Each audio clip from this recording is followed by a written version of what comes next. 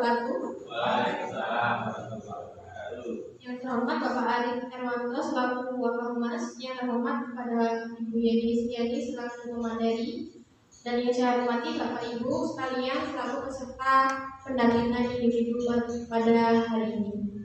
Alhamdulillah Bapak Ibu, kita dapat berkumpul bersama pada kegiatan pendampingan individu dalam kondisi yang sehat. Untuk memulai acara pagi hari ini, agar lebih berkah adalah kita membaca basmalah bersama-sama. Bismillahirrahmanirrahim. Baik Bapak Ibu, saya akan membacakan susunan acara yang akan kita ikuti pada pendampingan individu hari ini. Yang pertama yaitu penyampaian materi tentang visi dan prakarsa perubahan sekolah oleh Ibu Yeni Istiani selaku calon guru penggerak angkatan 9. Yang kedua yaitu penguatan oleh Bapak Arif Hermanto selaku Wakapolres. Dan yang ketiga sesi tanya jawab, dan yang terakhir yaitu penutup. Untuk mempersingkat waktu, mari kita ikuti pemaparan visi dan prakarsa perubahan sekolah oleh Ibu Yeni Istiani.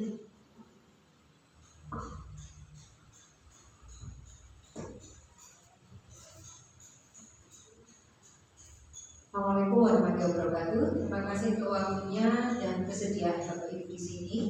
Untuk pendampingan individu sebetulnya ada pendampingnya karena ada acara, jadi saya disuruh terus saja.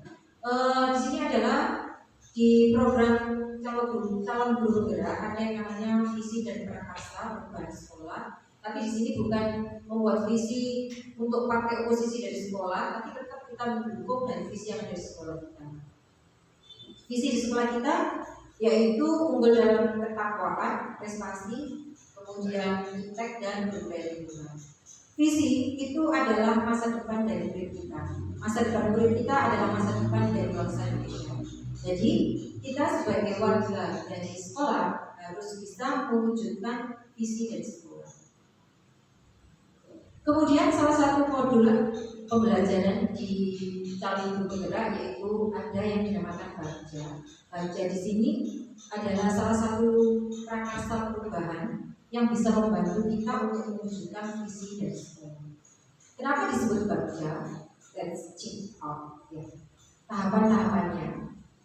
Ya, Bagja itu singkatan. Yang pertama, B yaitu adalah membuat pertanyaan utama atau define.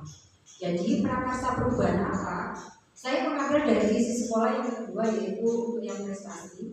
Saya ingin bagaimana menumbuhkan pemikiran kritis anak di sekolah. Di pertanyaan utama untuk pertanyaannya yaitu apa yang harus saya lakukan untuk menumbuhkan pemikiran kritis anak. Daftar tindakan atau penyelidikan yang perlu dilakukan untuk menjawab pertanyaan itu yang pertama yaitu mengajak kepala sekolah bertukar pikiran terkait pentingnya untuk menumbuhkan pemikiran kritis anak. Yang kedua yaitu membaca literasi mengenai kegiatan-kegiatan yang dapat menumbuhkan pemikiran kritis anak. Sebetulnya kita sudah menerapkan di sekolah kita, salah satunya yaitu literasi untuk agama setiap Jumat Akbar. Kemudian yang A yaitu ambil pelajaran atau discovery. Untuk pertanyaannya yang pertama yaitu siapakah di sekolah yang mempunyai pengalaman pernah menjalankan pembelajaran yang dapat meningkatkan pemikiran kritis anak. Yang kedua yaitu aktivitas apa saja yang menurut anak-anak membuat mereka merasa lebih kritis. Yang ketiga, situasi apa saja yang dapat kita lihat dalam pembelajaran yang dapat meningkatkan pemikiran kritis anak. Yang keempat yaitu keterampilan apa yang sudah saya miliki dan membantu saya mewujudkan pembelajaran yang meningkatkan pemikiran kritis anak. Daftar tindakannya. Yang pertama mencari contoh nyata bagaimana pembelajaran yang dapat meningkatkan pemikiran kritis anak dijalani. Yang kedua mewawancarai survei pengalaman dapat guru, kepala sekolah, murid, guru ataupun orang tua. Jadi sebetulnya walaupun kita misalnya ingin yang mendukung visi yang ketiga misalnya budaya lingkungan, kita harusnya juga memakai kriteria ini semua. Alurnya seperti ini, jadi kita juga harus ada survei ke tempat lain gitu. Yang G yaitu singkatan dari Bali mimpi atau dream. Mimpi kita itu, impian kita itu apa? Inginnya itu seperti apa mereka? Pertanyaannya, apakah kebiasaan-kebiasaan baru yang saya impikan terjadi? Jika, jadi impian saya tadi anak-anak sudah berpikir kritis. Kalau mereka sudah berpikir kritis, pembelajaran dapat meningkatkan pemikiran kritis telah berjalan dengan baik. pembelajaran. Daftar tindakannya agar pencipta membuat deskripsi sikap saya dalam merespon kesalahan anak dalam survei. Yang kedua, membuat daftar keterampilan baru yang akan saya peroleh dari literasi. Yang ketiga, membuat gambaran sikap dan respon anak atas kesalahan yang mereka buat mengenai wawancara. Jabarkan rencana, desain di sini pertanyaan yang saya buat, apa langkah paling sederhana atau langkah pertama yang bisa dilakukan untuk mengembangkan pembelajaran yang dapat meningkatkan pemikiran kritis anak? Apa langkah terobosan yang bisa dilakukan untuk menguatkan praktek di kelas? Daftar tindakannya, membuat daftar pertanyaan-pertanyaan untuk berdialog bersama anak-anak tentang satu, apa saja sikap atau pola pikir yang menunjukkan pola pikir kritis. Yang kedua, apa saja produk yang dapat menunjukkan pemahaman mereka atas materi yang telah dibahas melalui dialog, menjajarkan bersama kepala sekolah dan guru mengenai program atau kegiatan penguatan, misalnya bijakan mengenai pembelajaran yang menuntut kepada pemikiran kritis. Yang terakhir yaitu atur eksekusi, yaitu delivery yang harus kita lakukan. Pertanyaan, siapa yang bisa mengarahkan dan memantau dalam menerapkan pembelajaran yang mengembangkan daya kritis anak? Daftar tindakan atau penyelidikan yaitu mengajak rekan guru, kepala sekolah ataupun pengawas sekolah untuk mengobservasi kelas saya di setiap bulan. Itu yang ideal harusnya seperti itu. Itu saja pemaparan dari saya. Mungkin ada suatu hal yang ingin ditanyakan dari Bapak Ibu, monggo.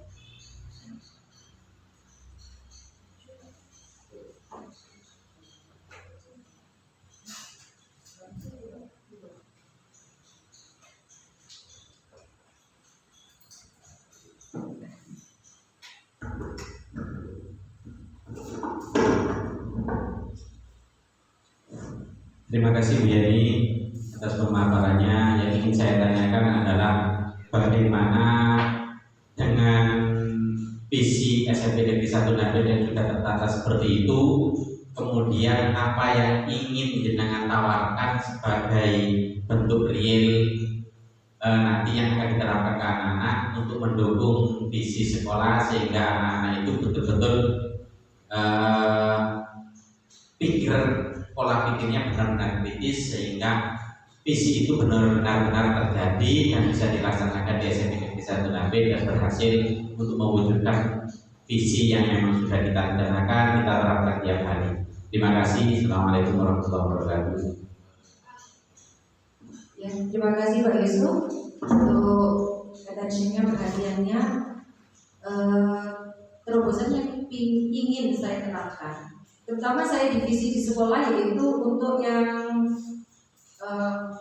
mewujudkan prestasi di situ ya Bapak. Sehingga prestasi itu kan dari akademik dan juga bisa non akademik. Tapi yang di sini mungkin untuk daya kritis anak itu yang terutama di akademik.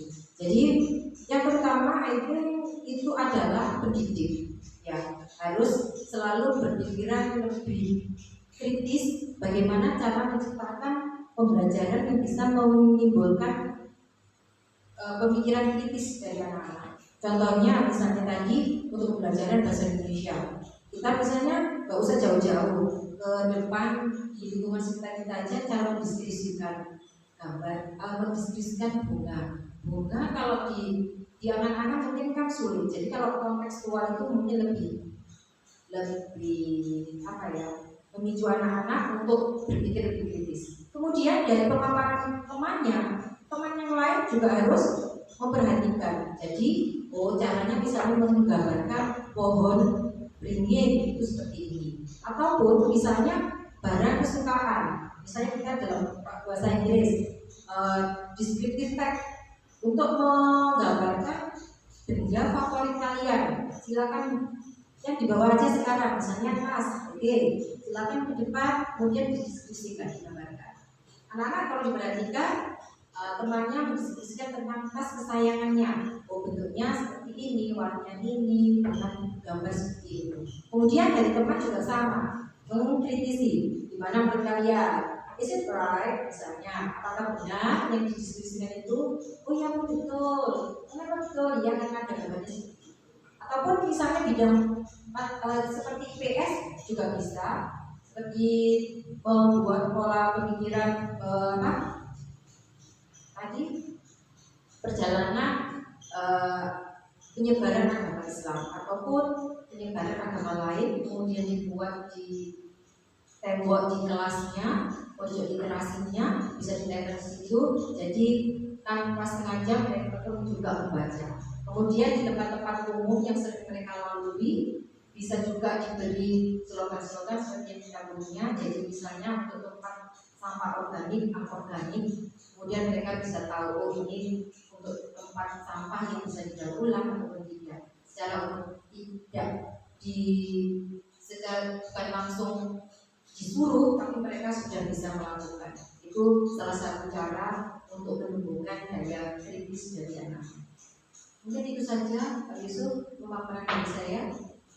Ya, terima kasih Bu. Sama-sama. Yang kedua,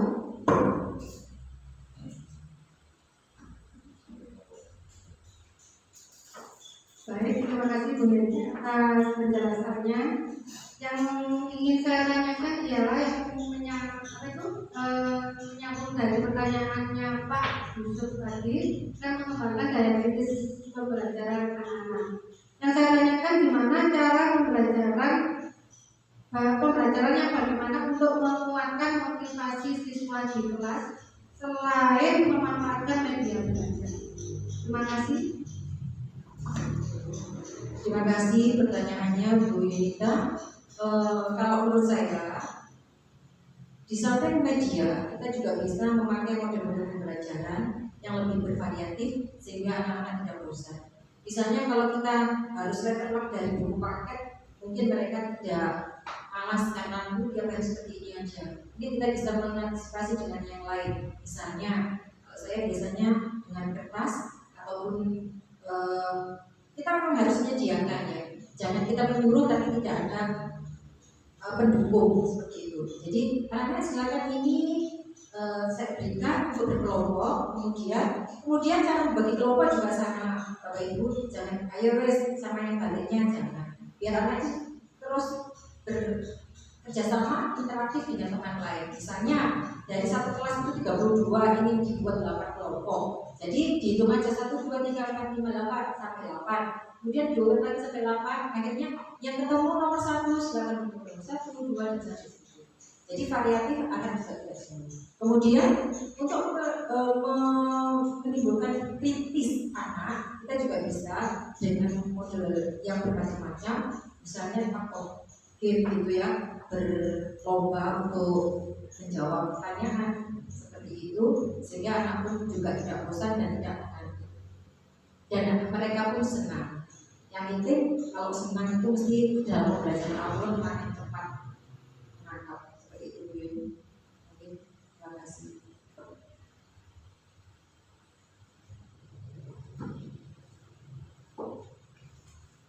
Kenapa?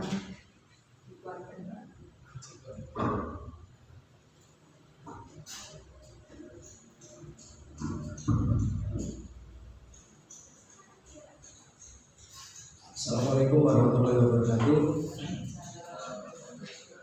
Terima kasih atas waktu yang diberikan kepada Bu Yeni yang sudah menyampaikan paparan paparan untuk meningkatkan prestasi peserta didik terutama di bidang akademik.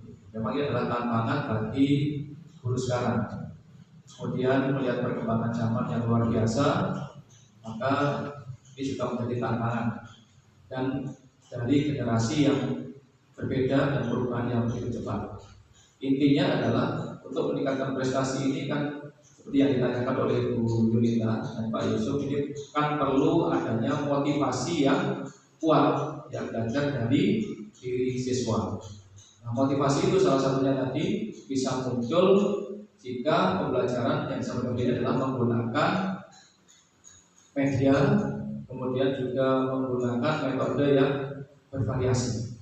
Intinya adalah supaya anak-anak ini punya rasa penasaran, punya rasa ingin tahu. Ketika sudah ingin tahu, tentunya mereka akan mencari tahu. Ketika akan mencari tahu, maka motivasi belajarnya itu akan meningkat.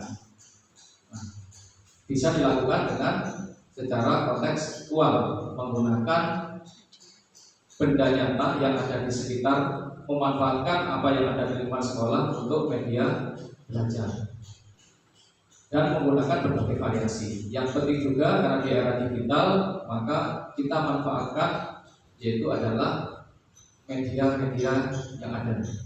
Kita tahu bahwa sekuat apapun kita melarang anak-anak menggunakan HP Android itu tidak bisa. Maka kita harus memanfaatkannya untuk pembelajaran. Karena banyak sekali sekarang ini aplikasi atau media-media yang bisa digunakan untuk mendukung pembelajaran. Yang penting tetap kita harus membatasi, tidak seluas-luasnya sebebasnya, karena di dalam media itu juga ada sisi negatif. Saya kira dengan mengikuti perkembangan semacam itu memang itu adalah tuntutan bagi guru. Salah satunya adalah di sini Bu Yeni sebagai guru penggerak, maka ini disiapkan untuk menghadapi era yang semacam ini, Bu Yeni. Nah, saya kira itu, sehingga apa? Kalau motivasinya meningkat, maka belajar anak juga akan meningkat, maka insya Allah prestasinya juga akan mengikuti. Intinya apa?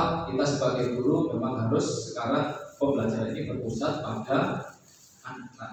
Kita hanya mengikuti dari belakang, kemudian mengarahkan supaya tetap berada di jalur sesuai dengan tujuan pembelajaran. Mudah-mudahan ini Bu Yeni bisa menerapkan dan bisa menjadi contoh Bu Yeni bagi guru-guru yang lain. Mudah-mudahan semakin banyak Bapak Ibu yang nantinya akan menjadi guru penggerak, dan kemudian semakin banyak variasi. Dan kita jangan bosan-bosan untuk saling belajar antara satu dengan yang lain, sesama guru matematika melalui kegiatan MTS matematika atau di mata pelajaran yang lain. Monggo, itu adalah hal yang sangat penting. Bagaimanapun juga kita tidak bisa menilai kekurangan kita dengan cara mengambil kesimpulan dari diri kita sendiri, tetapi apabila kita bersama-sama, tentu insya Allah kita akan tahu di mana kekurangan kita dan kita bisa saling perbaiki. Saya kira itu. Terima kasih. Assalamualaikum warahmatullahi wabarakatuh. Baik Bapak Ibu sekalian, saya selaku moderator dan mewakili Ibu Yeni Istiani mengucapkan terima kasih banyak atas waktu yang telah Bapak Ibu luangkan. Mohon maaf jika ada salah kata dan perbuatan. Wassalamualaikum warahmatullahi wabarakatuh.